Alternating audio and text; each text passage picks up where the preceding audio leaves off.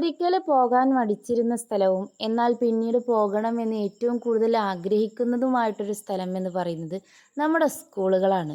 അതുപോലെ തിരിച്ചു പോകാൻ ആഗ്രഹിക്കുന്ന ഒരേ ഒരു സമയം എന്ന് പറയുന്നത് നമ്മുടെ കുട്ടിക്കാലവും. നമ്മുടെ കുട്ടിക്കാലത്ത് നമ്മളും ഇതുപോലെയൊക്കെ ആഗ്രഹിച്ചിട്ടുണ്ടാവും. ഞാനും ആഗ്രഹിച്ചിട്ടുണ്ടായിരുന്നു നല്ലൊരു കച്ചവടക്കാരി ആവണം എന്നുള്ളത്.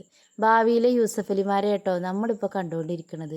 ഇവരാരുടെ മക്കളാണെന്നോ ഇവരുടെ പേരെന്താണെന്നോ ഒന്നും എനിക്കറിയില്ല.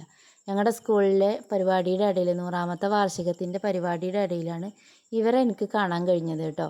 പലതരത്തിലുള്ള ചെറിയ ചെറിയ കച്ചവടങ്ങൾ ചെയ്തിട്ട് ചെറിയൊരു വരുമാനം അവരുണ്ടാക്കുന്നുണ്ട്. സ്കൂളിലത്തെ പരിപാടികൾക്ക് വേണ്ടിയിട്ട് ഒരുപാട് പേര് പ്രയത്നിക്കുമ്പോൾ അതിൻ്റെ ഇടയിൽ കൂടെ തങ്ങളാലാവുന്ന വിധം എന്തെങ്കിലും കാര്യം ചെയ്യുക എന്ന് പറയുന്നത് വലിയൊരു കാര്യം തന്നെയാണ്.